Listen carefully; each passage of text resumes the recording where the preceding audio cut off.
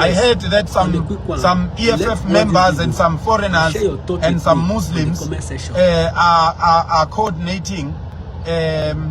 Actually, it's the Israelis that are here in South Africa. They are coordinating a counter march.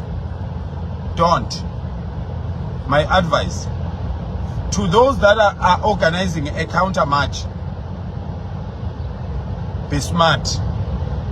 Just don't. This is bigger than everybody. You can't stop it. We are not going to break anything. We are not going to ban the country. We are not going to hurt anyone. But don't stand in our way. Just allow us to peacefully do our things the way we've been doing it for this long. So we don't need anyone now. We don't need any politician to interfere. We don't need any government official to interfere. We just need you as a person that is in power to become a South African.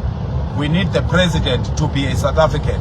We need all premiers to be South Africans. We need all MPs to be South Africans. We need everyone in parliament to be a South African.